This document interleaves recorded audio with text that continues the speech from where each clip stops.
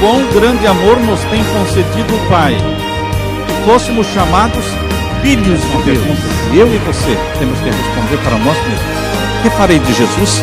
Chamado o livro de Testemunhos, volume 9, página 189, diz assim: se nos humilhássemos perante o Senhor e fôssemos bondosos, o mexeriqueiro descobre o segredo. Deus dá e Deus cobra, mas Deus não cobra nada que Ele não deu antes.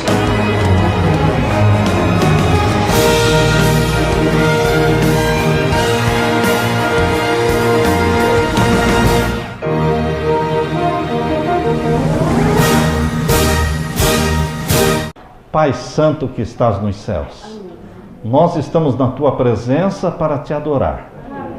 Louvamos-Te através da música instrumental, louvamos-Te através da música cantada.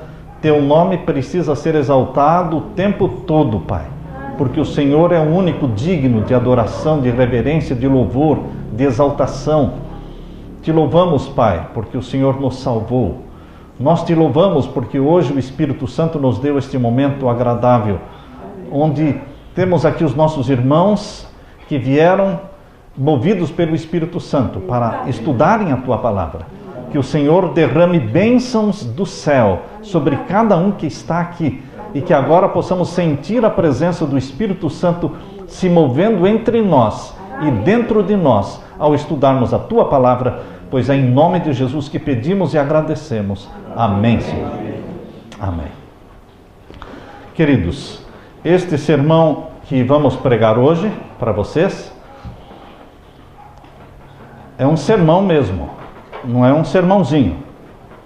Portanto, é um sermão que geralmente eu já preguei este sermão várias vezes e nunca deu para filmar, mas hoje nós estamos filmando este sermão. Heróis de Deus. Como eles são feitos? Você já parou para pensar? Como é que Deus fabrica heróis? Porque você vai encontrar na Bíblia uma grande fila, não é? Um grande time de heróis de Deus, que são muito diferentes dos heróis do mundo. São heróis de verdade. Mas como é que Deus fabrica um herói? A Bíblia nos diz que os heróis de Deus, eles são fabricados com ferro. Deus coloca ferro na alma deles. Esse minério que é cavado lá da mais profunda escuridão e aquecido em fornalhas ardentes, Deus usa isso para preparar e fabricar os seus heróis. Os heróis de Deus têm um ferro na composição do corpo e do caráter. Eles passam por fornalhas ardentes e são mergulhados em banhos de lágrimas. Talvez eu esteja falando hoje para alguém que tenha chorado muito, que tenha se angustiado muito. Você sabe que todos nós tomamos banho de lágrimas, porque não são coisas muito boas que acontecem na nossa vida. Todos nós passamos pelo vale de aflições.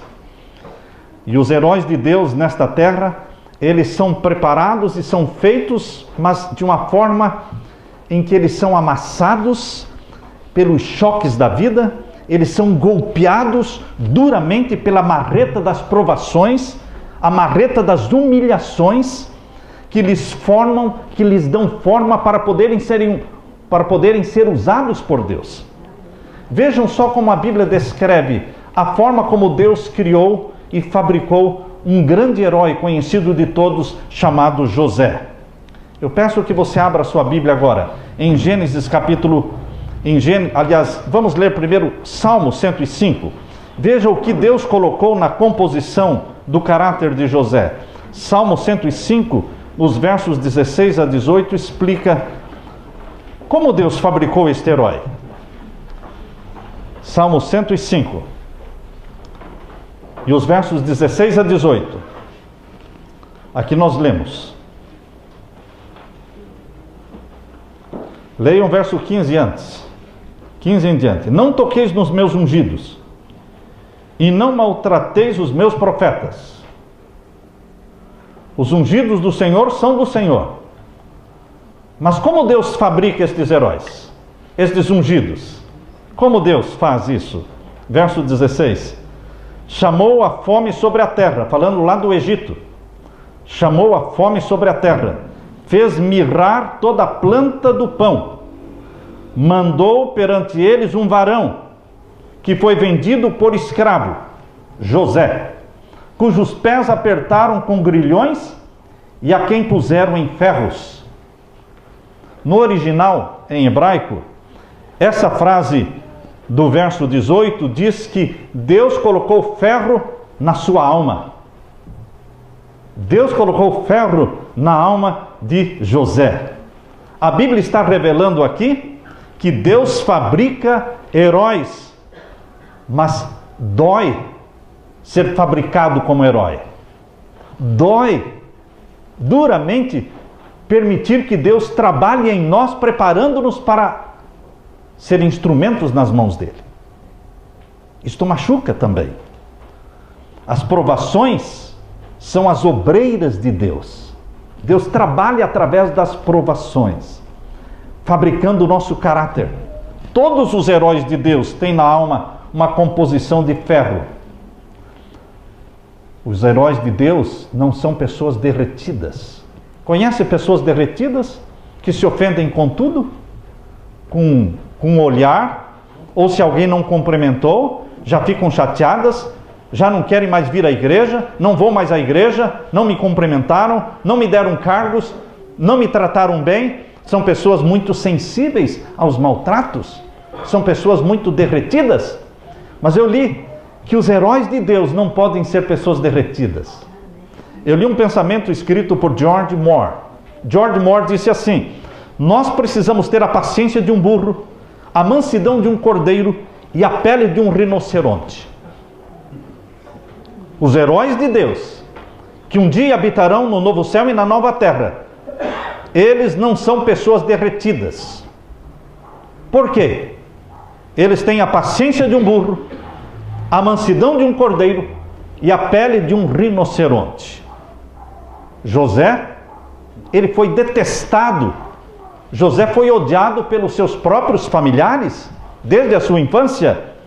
Ele era o filho favorito de Jacó.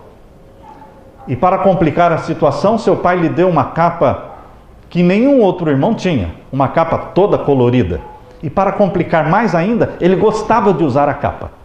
E aquela capa fazia uma diferença entre ele e os seus irmãos, porque lhe dava um status de superioridade sobre os irmãos. Para complicar mais ainda, José teve alguns sonhos. E ele não contou esse sonho somente para o pai e para a mãe. Ele não se cansava de contar e recontar este sonho para os irmãos, dizendo que ele tinha sonhado que todos os 11, todos os seus irmãos, iriam se ajoelhar diante dele. Queridos, isso criou uma situação complicada entre ele e os seus irmãos. Eu quero que vocês leiam agora em em Gênesis 37, verso 8. Gênesis 37, verso 8. Gênesis 37 e o verso 8. Os irmãos de José disseram, 37, Gênesis, e o verso 8. Então lhe disseram seus irmãos: tu, pois, deverás reinar sobre nós? Estão vendo a reação dos irmãos? Você vai reinar sobre nós? Eram todos mais velhos que ele? Tu deverás ter domínio sobre nós? Por isso, tanto mais o aborreciam, por seus sonhos e por suas palavras. Deus tinha uma missão para José, mas ele não estava preparado para esta missão. Deus quer usar você, mas talvez você não esteja ainda preparado para esse trabalho. Deus queria usar Paulo, mas ele era muito cheio de si. Então Deus, ao converter Saulo em Paulo, deixou algo que na Bíblia é chamado de um espinho na carne, para que ele não se orgulhasse, para que ele se mantivesse humilde. Deus queria usar uma jovem chamada Ellen Gold Harmon, que depois de casada recebeu o nome de Ellen Gold White. E Deus permitiu que uma pedra atingisse o seu nariz, deformando-lhe o rosto. Não foi Deus que jogou aquela pedra, mas Deus permitiu. E ela diz assim: Deus tirou todas as vaidades femininas de mim. Porque o rosto ficou desfigurado, o nariz ficou desfigurado. Deus me tirou todas as vaidades femininas. Mas ela foi usada por 70 anos como uma serva, um instrumento, uma mensageira do Senhor, espalhando bênçãos para o mundo inteiro, sendo hoje a autora americana mais traduzida no mundo. Queridos, antes de Deus usar uma pessoa, Deus a prepara. Deus a faz humilde. Deus a faz dependente dele, para que não se orgulhe de nada, para que não tome a glória para si mesmo. E foi assim que Deus estava preparando um herói chamado José. Deus tinha uma missão para José, mas primeiramente Deus tinha que prepará-lo e permitiu que ele fosse vendido como escravo para o Egito. Oswald Chambers, ele disse que o método que Deus usa para nos preparar é um método definido, drástico e destrutivo. Na fabricação dos heróis, Deus usa uma série de chocantes e calamitosos eventos. Até parece que quando você está lendo a história de José, parece que o céu desabou sobre a cabeça de José. Parece que os sonhos viraram pó. Ele foi arrancado dos braços do pai que o amava. Ele foi lançado dentro de um poço lamacento. Depois foi tirado deste poço e vendido para um grupo de beduínos que o levaram como escravo para o Egito. O escolhido de Deus, aquele que tivera 2 sonhos maravilhosos, aquele que ia ser o líder de todos os irmãos, queriam se curvar diante dele, agora era um escravo no Egito. Até parece que Deus tinha mudado de planos, mudado de ideia. Até parece que Deus fracassou no plano que ele tinha. Mas Deus não fracassa. Deus nunca fracassa. São misteriosas, queridos irmãos, são misteriosas as maneiras como Deus fabrica um herói. Presta atenção na vida de um José, na vida de um Paulo, na vida de uma Ellen White. Como Deus fabricou estes heróis. Lá no Egito, ele foi vendido para Potifar. E a Bíblia diz que Deus estava com José. Ao ele ser vendido para o Egito, Deus estava com José. Ao ele ser vendido para Potifar como escravo, Deus estava com José. Presta atenção nesta frase, em Gênesis 39, versos 2 e 3. Gênesis 39, versos 2 e 3. E José foi levado ao Egito, e Potifar, eunuco de Faraó, capitão da guarda, varão egípcio, comprou-o da mão dos ismaelitas que o tinham levado lá. E o Senhor estava com José. Se o Senhor estava com José, como é que ele foi vendido como escravo? Arrancado dos braços do pai. Mas o Senhor estava com José. E agora vejam o verso 21. O Senhor, porém, estava com José. De novo, verso 21. O Senhor, porém, estava com José, e estendeu sobre ele a sua benignidade, e deu-lhe graça aos olhos do carcereiro mor. Onde é que estava José agora? Na cadeia. Mas Deus estava com José. Primeiro vendido, depois traído, acusado pela esposa de Potifar, mandado para a prisão, onde ficou no mínimo 12 anos. Às vezes, quando você lê o relato de José na Bíblia, dá a entender que ele ficou lá alguns meses. Não, queridos. Pelo menos 12 anos ele ficou preso. Não era para que José tivesse pensado, realmente, um dia Deus teve um sonho para mim, um plano, uma missão, mas Deus mudou de ideia. Meus familiares se esqueceram de mim. Meus irmãos se esqueceram de mim. Todos se esqueceram de mim. E José foi tentado a pensar, até Deus se esqueceu de mim. Quem não é tentado a pensar assim?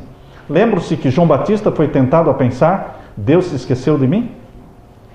Quando ele foi tentado a pensar desta forma? Quando preso, sentenciado à morte para ser decapitado, ele ouviu as histórias de como Jesus de Nazaré estava famoso, estava crescendo a sua popularidade, e ele estava esquecido, morrendo à míngua dentro de uma cela. E ele foi tentado a pensar que Deus tinha se esquecido dele. Foi quando ele pediu para alguns discípulos dele irem até Jesus e perguntarem: és tu aquele que havia de vir, ou devemos esperar outro? Ele estava em dúvida.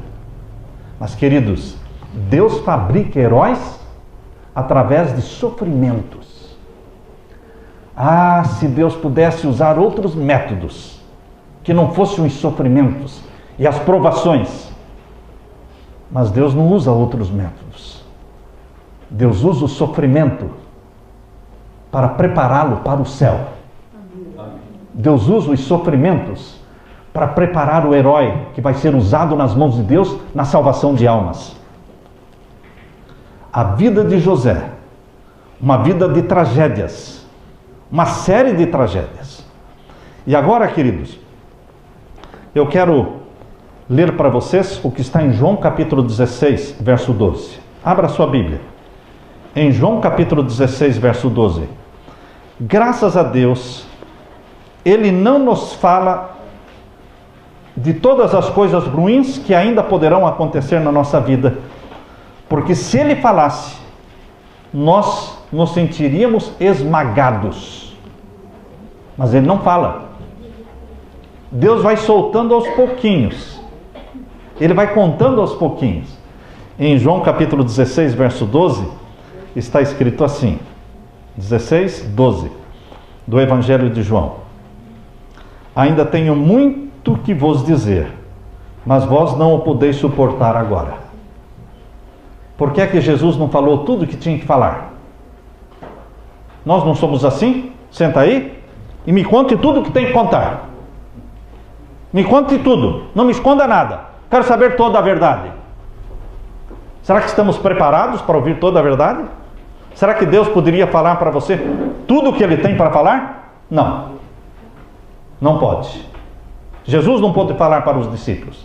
Jesus não pôde falar para José o que esperava por ele. Ele entraria em desespero. Mas Deus, prepara os seus heróis desta forma.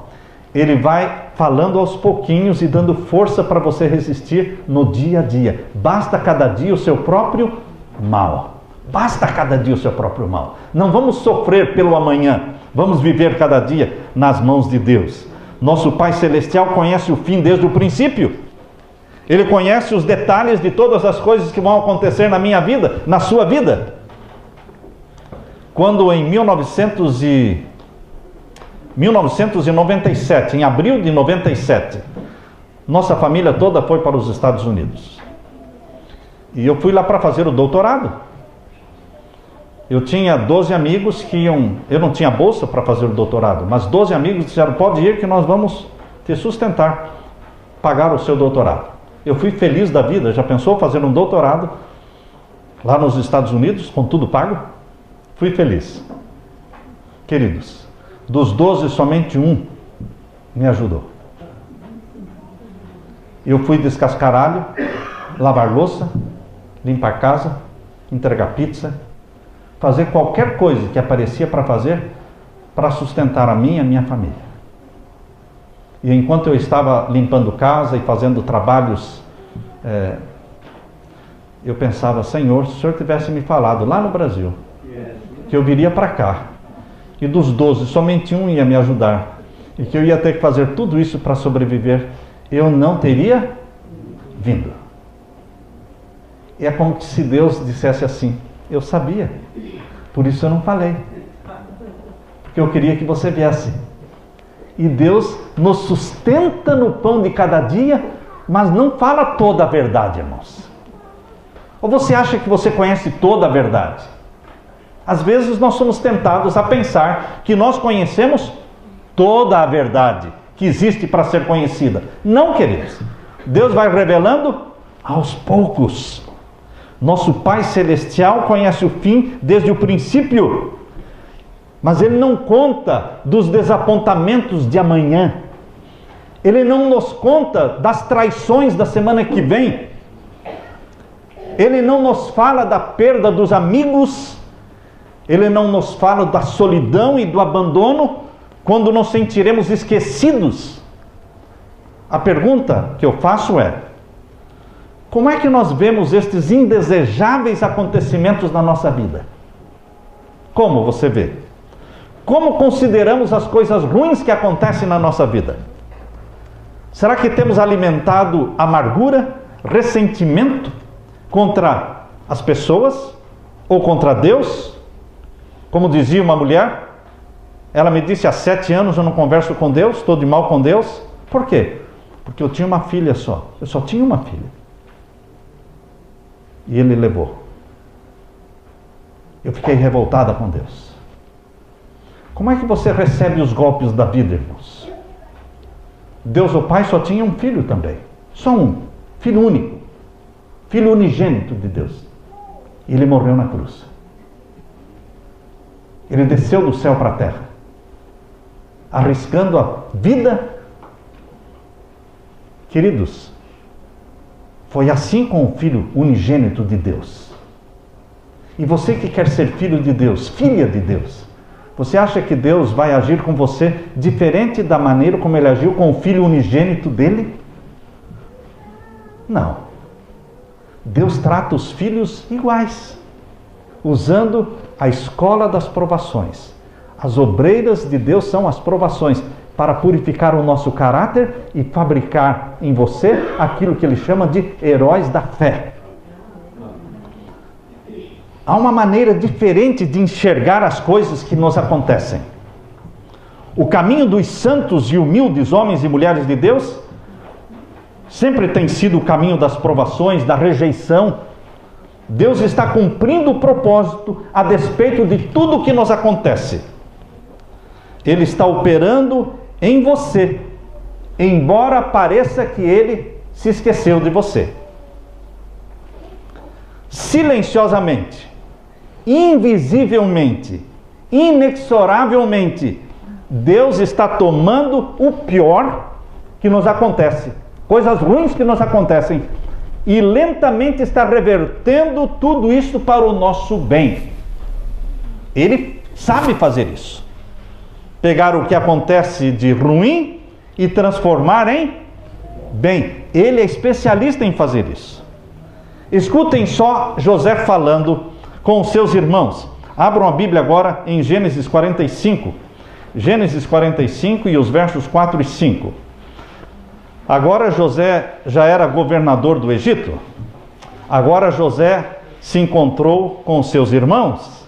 E vejam como é que José viu toda aquela história de traição. Como é que José viu toda aquela história de ser vendido como escravo para o Egito. Aquela história de ser acusado inocentemente pela esposa de Potifar. Aquela história de passar 12 anos na cadeia. Como é que José viu finalmente tudo isso? Vejam o que José falou em Gênesis 45 e os versos 4 e 5. Palavras de José. Palavras de José, capítulo 45, versos 4 e 5. E disse José a seus irmãos: peço-vos, chegai-vos a mim. E chegaram-se a ele. Então disse ele: eu sou José, vosso irmão, a quem vendestes para o Egito. Agora, pois, não vos entristeçais, nem vos pese aos vossos olhos, por me haverdes vendido para cá. Porque para a conservação da vida, Deus me enviou diante da vossa face. Como é que José estava vendo toda a tragédia da vida dele? Deus me enviou.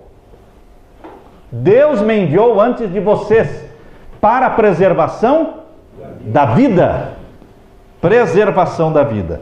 Queridos, nós temos que enxergar a mão de Deus nas tragédias. Vocês planejaram, capítulo 50, vejam, capítulo 50 e o verso 20. José continua falando. Capítulo 50 e o verso 20. Vós bem intentastes mal contra mim, porém Deus o tornou em bem. Amém, irmãos? Amém. Vocês planejaram o meu mal, mas Deus transformou tudo em bem, para fazer como se vê neste dia, para conservar a vida a um povo grande. Atrás de cada dificultosa circunstância da vida, José viu a boa intenção e a mão guiadora do Pai Celestial trabalhando a fim de cumprir a vontade dele.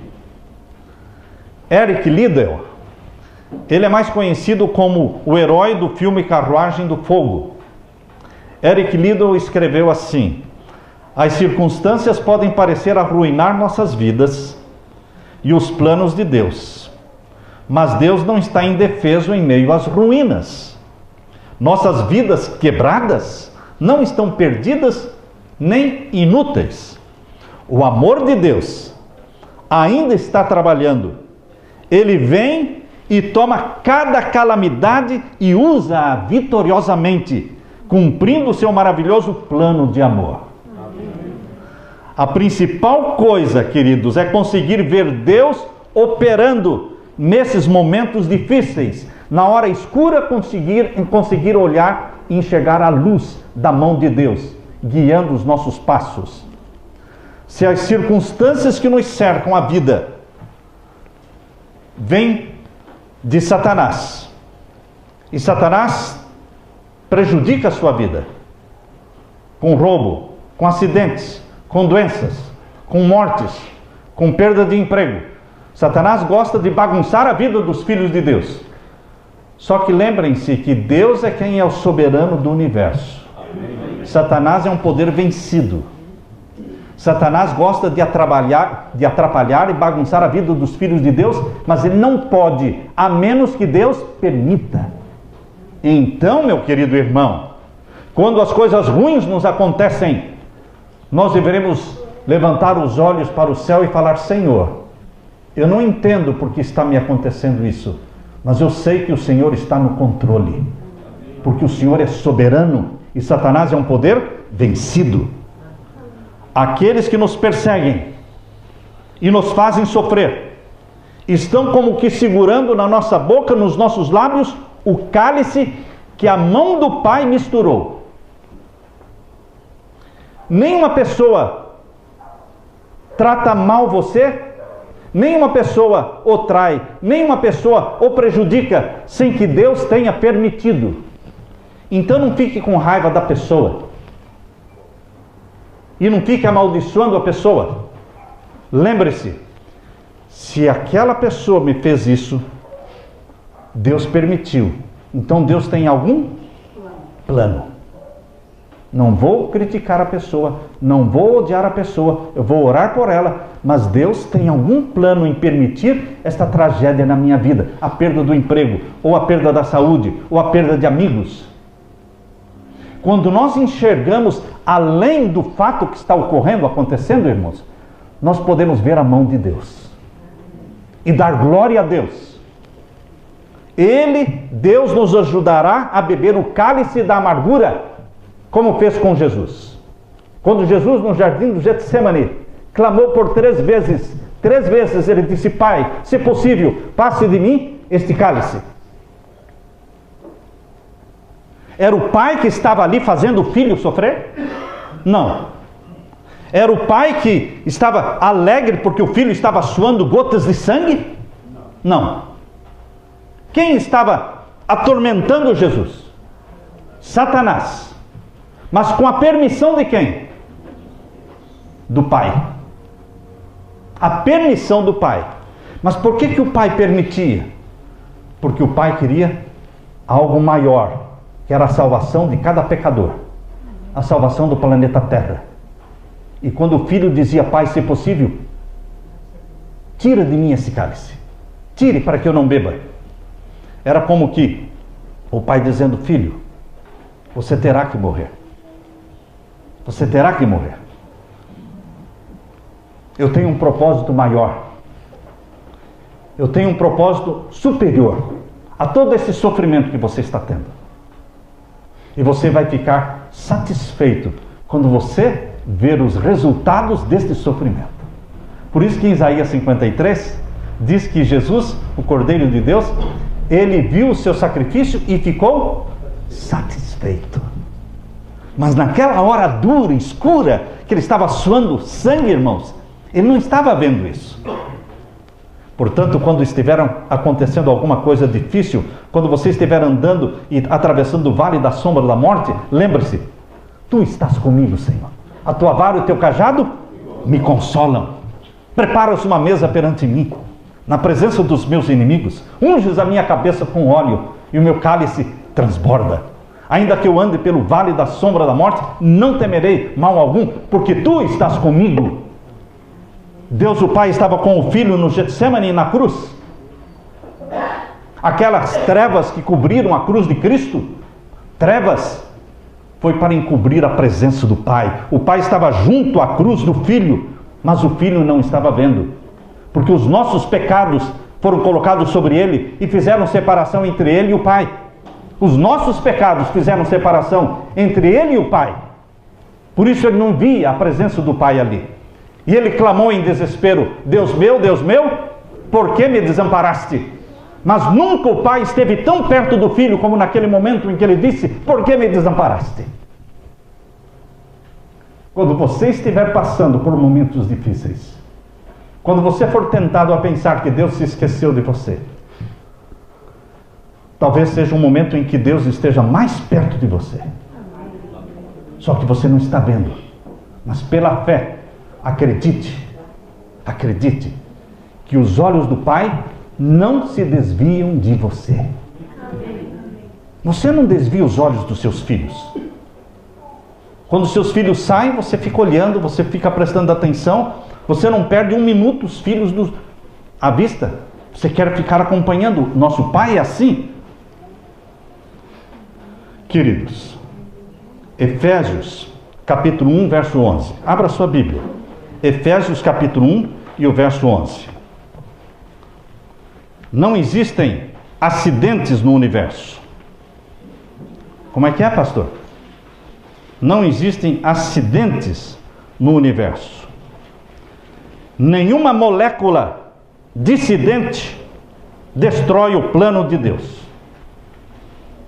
Deus não é um ser impotente que diante do reino das trevas, diante dos Satanás, está ali sem poder fazer nada, não. Deus é o Todo-Poderoso, Deus é o soberano do universo e nada escapa do seu controle. Mesmo quando o Satanás pensa estar te prejudicando, ele está te ajudando, porque Deus vai usar aquele mal e transformá-lo em bem. A minha esposa teve um câncer. Ela foi operada de câncer. Um câncer é coisa boa ou coisa ruim? Quem é que pode pensar que o câncer seja coisa boa? Só se a pessoa estiver, não é? Alguém diz para você: você acha que o câncer é uma coisa boa? Então eu acho que você perdeu o juízo. Porque câncer é coisa ruim. Câncer é uma coisa de Satanás. Mas, queridos, Deus pode usar o câncer para torná-lo mais fiel, mais apegado a Ele. A minha esposa fugia de todos os problemas. Ela era muito sensível. Mas depois do câncer, ela se tornou uma pessoa firme. Enfrenta os problemas. Antes ela deixava para eu resolver todos os problemas da igreja. Depois do câncer, ela não passava mais para mim. O que chegava à mão dela, ela mesma resolvia. Ela enfrentava. Ela agarrava irmãos e irmãs, fazia com que eles se ajoelhassem, falava: vamos orar aqui, e vamos orar, vamos resolver isto. Ela se tornou uma pessoa firme, como um aço. Deus colocou ferro na sua alma. Ferro na sua alma. Antes ela tinha medo de morrer, hoje ela não tem mais medo de morrer. E a coisa que ela mais quer é a volta de Jesus. Queridos, Efésios capítulo 1, verso 11. diz assim: nele, digo, em quem também fomos feitos herança, havendo sido predestinados, conforme o propósito daquele que faz todas as coisas, segundo o conselho da sua vontade. Ele faz todas as coisas conforme o conselho da sua vontade. Este é o mistério da soberania de Deus. Ele trabalha mesmo através de um bisturi que corta, que tira pedaços, e é assim que ele fabrica os heróis da fé. Santo Agostinho disse: Deus permite o mal para transformá-lo num bem maior. Jacó, naquela angústia de Jacó clamou em Gênesis 42, 36, abra sua Bíblia. Vejam o clamor de Jacó em Gênesis 42 e o verso 36. Gênesis capítulo 42 e o verso 36. Aqui nós lemos 42, o capítulo de Gênesis, verso 36. Então Jacó, seu pai, disse-lhe: tendes-me desfilhado, José já não existe, Simeão não está aqui, agora levareis a Benjamim? Todas estas coisas vieram sobre mim. Jacó só faltava morrer.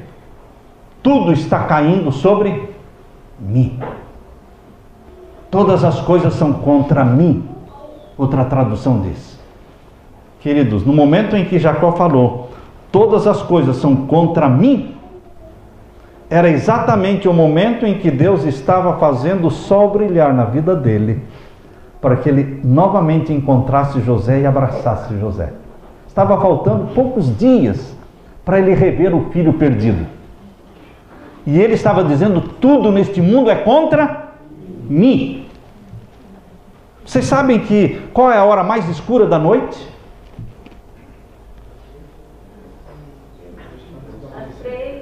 Justo antes de amanhecer. É a hora mais escura da noite. Não é meia-noite, não é 1 da manhã, não é 2 da manhã. É justo antes de amanhecer o dia. É a hora mais escura da noite. Antes de amanhecer o sol da justiça na sua vida, meu irmão, é a hora mais escura. Foi assim com Jacó. Todas as coisas são contra mim. Mas os irmãos já tinham se encontrado com José. Só que José ainda não tinha dito: sou eu, José, seu irmão. Só estava faltando isso. E Jacó clamando: tudo é contra mim, Senhor. E Deus está dizendo: não, Jacó, não é tudo contra você. Espere mais um dia, mais 2 dias. Queridos, sabemos que todas as coisas, diz em Romanos 8, 28. Romanos 8, 28, eu não podia deixar de ler com vocês. Romanos capítulo 8 e o verso 28. Aqui nós lemos: e sabemos que todas as coisas contribuem juntamente para o bem daqueles que amam a Deus, daqueles que são chamados por seu decreto. Eu não preciso entender tudo o que acontece na minha vida. Eu só tenho que crer que Deus está dirigindo a minha vida. Mas e os porquês e os paraquês? Eu não preciso conhecer todos os detalhes. Deus nos poupa não contando os detalhes. Não é assim que você faz com seu filho? Tentando poupar o seu filho, você não conta todos os detalhes do que vai acontecer, para que ele não se desespere? Você vai falando aos pouquinhos, aos pouquinhos.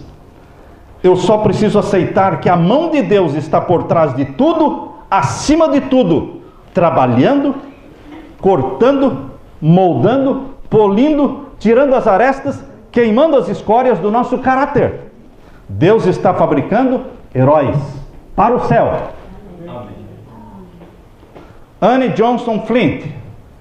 Anne Johnson Flint, aquela poetisa enferma, com artrite, com dores, escreveu através da dor e de noites não dormidas, destituídas de calma, ela escreveu o que eu vou ler para vocês. É uma poesia. Ela diz: no prédio de uma fábrica existem rodas e engrenagens. Existem manivelas e polias, correias apertadas e soltas. Algumas estão girando velozmente, algumas estão girando lentamente. Algumas estão direcionadas para frente, outras direcionadas para trás. Algumas correias são macias e silenciosas, algumas são ásperas e barulhentas, batendo, vibrando, movendo-se como um toque, numa violenta confusão, num aparente caos, levantando, empurrando, dirigindo, mas eles fazem o seu trabalho. Desde a mais poderosa alavanca até o menor pino, todas as coisas se movem juntas para o objetivo planejado. E atrás do trabalho está uma mente controlando, uma força direcionando e uma mão guiando. Assim todas as coisas estão operando para os amados do Senhor. Algumas coisas podem ser dolorosas se permanecessem sozinhas. Algumas coisas parecem atrapalhar. Algumas coisas podem nos fazer atrasar. Mas elas funcionam juntas. Elas contribuem para o bem. Todos os desejos frustrados, todas as severas negações, todas as contradições difíceis de entender, e a força que as segura, que as acelera, que retarda-as, para, movimenta, guia-as, são as mãos do nosso Pai.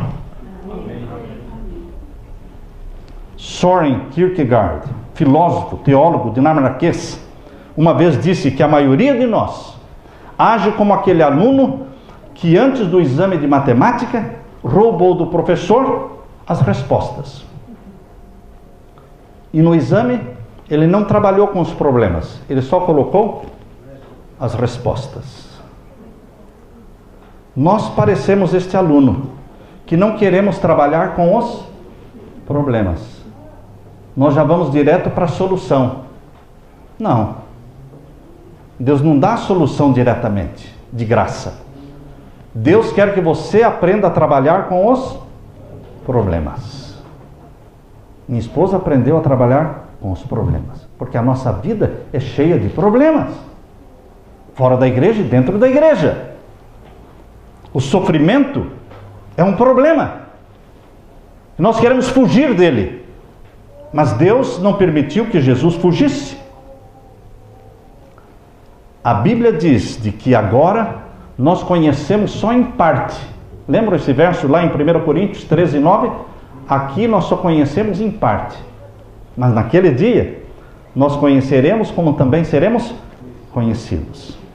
Tudo o que acontece hoje, Jó capítulo 26, 14 diz, tudo o que acontece hoje são as orlas dos caminhos de Deus. Jó não entendeu o que estava acontecendo na vida dele. Hoje você entende, quando lê a história de Jó. Mas Jó não entendeu desta forma como você entende hoje. Jó se sentiu abandonado de Deus. Jó se sentiu como alguém que estava sendo massacrado por Deus. Ele não sabia que era Satanás. Por isso que Jó disse, ainda que Deus me mate, nele esperarei. Veja, mesmo pensando que era Deus que o estava matando, a sua fé não vacilou. Ele disse, ainda que o Senhor, Deus me mate, nele esperarei. Queridos, é uma confiança inabalável. Não é porque eu estou entendendo o que está acontecendo. Não é entender, é crer na mão poderosa de Deus que nos ama, dos olhos vigilantes do Pai que olha sobre você e que não se esquece de você. A explicação de muita coisa nós só vamos ter no céu e na nova terra. Muita coisa você vai ficar sem entender até lá. Enquanto isso, o que Deus quer é que você descanse nos braços dele. De Jesus, nós lemos em Hebreus capítulo 5, verso 8.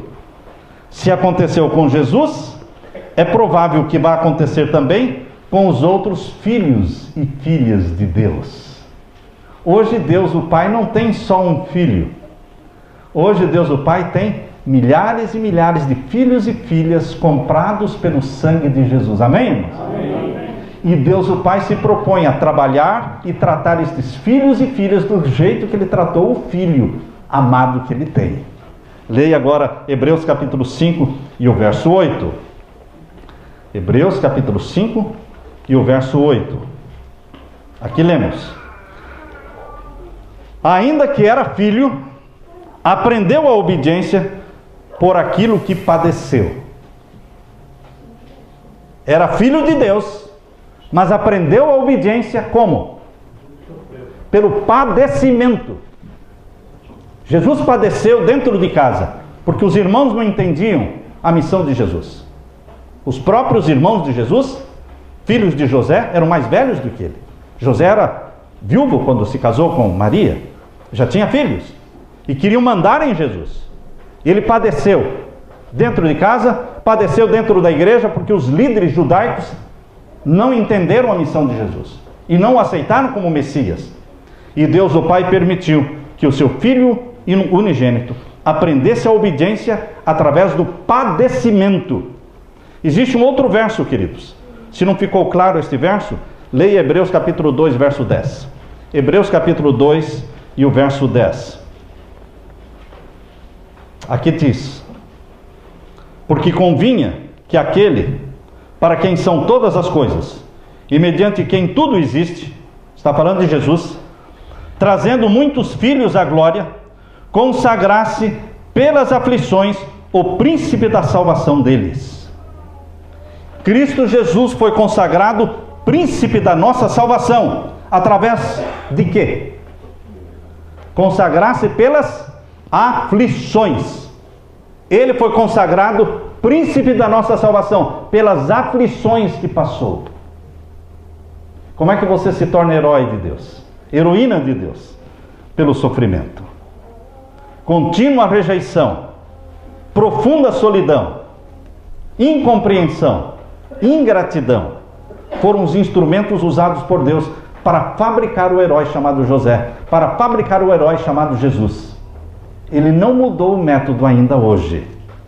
Eu sei porque eu sinto isso na minha pele. Deus ainda usa ingratidão, sofrimento, angústias para nos purificar. Como Jesus, nós podemos aprender a suportar dor sem reclamar. Lembrem-se, com Jesus aprendemos a suportar a dor sem reclamar. Com Jesus aprendemos a suportar insultos sem retaliação. Com Jesus aprendemos a sofrer a vergonha sem amargura. Com Jesus aprendemos a orar pelos que falam mal de nós. Com Jesus aprendemos a amar os que nos odeiam. Com Jesus aprendemos a fazer bem aos que nos fazem mal. É isso que Jesus quer nos ensinar. Com Jesus nós ficamos mais pacientes com os outros, menos exigentes. Com Jesus ficamos mais tolerantes com os outros. Pare de ser intolerante com os outros. Você pode ser intolerante sim, com você mesmo, consigo mesmo. Mas com os outros, Jesus nos ensina a sermos mais o quê? Tolerantes com as falhas dos outros. A sermos bondosos, colegas corteses, pessoas de boa convivência, pessoas amáveis. Como é fácil amar uma pessoa amável? Robert Browning Hamilton, ele escreveu: eu andei 1 milha com o prazer, e o prazer tagarelou o caminho todo, mas não me deixou nenhuma sabedoria em tudo que disse. Eu caminhei 1 milha com a dor, e nenhuma palavra a dor falou, mas ó, quantas coisas eu aprendi quando a dor andou comigo. Paulo disse que ele se regozijava nos seus sofrimentos. Romanos capítulo 5, versos 3 a 5. Paulo disse: a tribulação produz paciência. Paulo estava falando do que ele vivia cada dia, irmãos. Cada dia Paulo estava passando por isso que ele está falando aqui. Em Romanos capítulo 5, versos 3 a 5. A tribulação produz paciência. A paciência produz experiência. A experiência produz esperança. E a esperança não traz confusão. Paulo sabia do que estava falando, porque ninguém sofreu depois de Jesus mais do que Paulo. Você não vai encontrar ninguém na Bíblia que sofreu mais do que Paulo. Só Jesus. Depois de Jesus, Paulo foi o que mais sofreu. E é ele que está falando que a tribulação traz paciência. Quando repetidos golpes, irmãos, nos roubam a saúde, quando repetidos golpes nos roubam os amigos, nos roubam o dinheiro, Eu tenho um amigo que era muito rico, tão rico que tinha $1 milhão para doar, e doou para evangelizar a Albânia.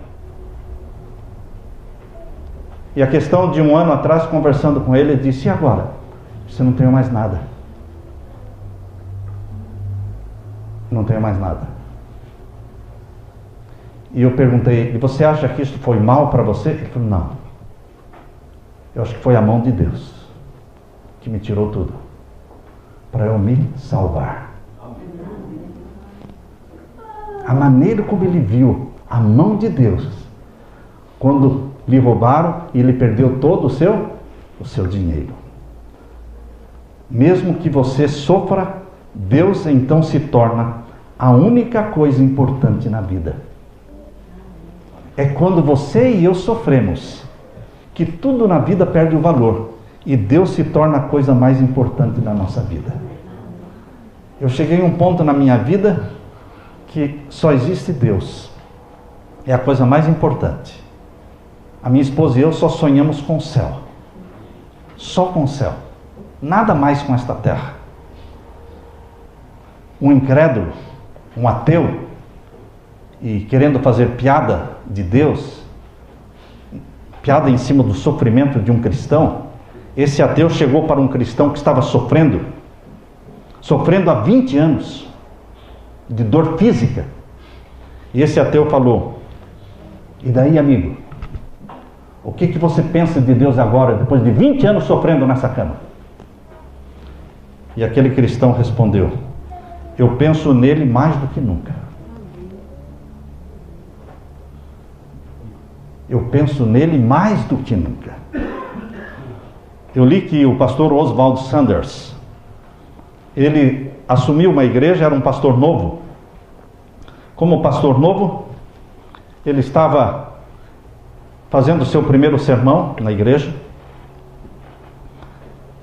E ao terminar o sermão, ele disse para si mesmo: yes, esse sermão foi um sucesso. E queridos, quando ele estava saindo da igreja, todos já tinham saído, e 2 velhinhas ficaram por último, e elas estavam caminhando pelo corredor da igreja, e ele vinha atrás, só elas na frente e ele atrás. E ele ouviu as 2 velhinhas conversando, e uma perguntou para a outra: o que você achou do nosso novo pastor? E a outra respondeu: o sermão dele foi maravilhoso, mas vai ficar melhor depois que ele sofrer um pouco. Queridos, é verdade, o sofrimento muda a visão do mundo, muda a maneira como você vê o mundo. O sofrimento muda a nossa visão da igreja. Você começa a ver a igreja de forma diferente. O sofrimento muda a visão que você tem dos jovens da igreja. Como eu, quando era um pastor aspirante, iniciando o ministério, como é que eu consentia em excluir pessoas assim? Fácil, sem problema nenhum. Tem que exclua, pronto, acabou. Mas hoje, excluir alguém para mim é muito dolorido. Eu não consigo, eu sofro com aquilo. Queridos, o sofrimento faz com que você tenha uma visão diferente dos membros, dos jovens, dos fracos na fé. Como a gente chuta para fora, manda para fora, exclui da igreja tão facilmente pessoas que levaram anos para serem conquistadas para Jesus. Como é fácil jogar para fora. O sofrimento muda a nossa visão do pecador, porque você começa a sofrer com o pecador. De um pastor sofrido, alguém disse: ele fala como alguém que tem sofrido. Queridos, hoje nos é difícil esquecer o passado, mas Isaías 65:17 diz que vai chegar um momento, no novo céu e na nova terra, lá diz que não mais lembraremos das primeiras coisas, das coisas passadas. Quando nós chegarmos no lar, nós vamos cair nos braços do nosso Pai e abraçaremos a Jesus, e então vamos esquecer todas as noites não dormidas. Então vamos esquecer todas as humilhações e despedidas e desapontamentos e morte, porque tudo isto vai pertencer às primeiras coisas que são passadas. Richard Baxter pergunta: quando é que nós nos esquecemos das nossas tristezas? Por acaso não é quando chegamos no lar? Não é no lar que a gente é abraçado e é confortado? Um casal de missionários que trabalhou na África por muitos anos, 50 anos trabalhando na África, e agora aposentados, estavam voltando para o lar, para os Estados Unidos. E eles vieram no mesmo navio em que vinham também os Beatles. Era a primeira vez que aquela banda de rock estava vindo para se apresentar nos Estados Unidos. E quando chegaram no aeroporto, quando chegaram no porto de Nova York, o navio ancorou, tinha uma multidão esperando pelos Beatles. Mas não tinha ninguém esperando pelo casal de missionários. Ele teve que arrumar um táxi, ele teve que carregar as malas, ele teve que conseguir uma pensão para dormir à noite. E este missionário ficou muito chateado. Ele disse para sua esposa: a gente trabalha há 50 anos, vivemos uma vida estressante lá na África, e a gente volta para o lar e ninguém esperando por a gente. E a esposa disse: querido, eu vejo que você está com problemas. Eu aconselho você ir conversar com o nosso Pai Celestial. Ele falou: eu vou. Ele saiu caminhando, e depois de alguns minutos ele voltou. Ele estava com o rosto radiante, cheio de paz e calma. E ela disse: e daí? Você conversou com ele? Sim. Eu comecei a reclamar, falar: Senhor, trabalhei 50 anos na África, e agora eu volto para o lar. Ele disse: pare aí. Filho, você ainda não voltou para o lar. Você ainda não chegou no lar. Espere só para ver a festa que eu vou fazer para você quando você chegar ao lar. Quando você chegar ao lar, você vai ver a festa. Queridos, nós ainda não chegamos ao lar. Nosso lar não é Brasil, nosso lar não é Estados Unidos, nosso lar não é a terra, nosso lar é o céu. E é lá que o Pai está preparando a festa para você. E é para lá que nós estamos caminhando. Que a graça de Jesus firme os seus pés no caminho da verdade, meu irmão. Que você não desista. Deus está trabalhando em você, fazendo de você um herói, uma heroína, para desfilar naquela grande avenida da fé, ladeada pelos anjos, aplaudidos pelos anjos, e sendo abraçados pelo Pai, recebendo dele uma coroa de ouro.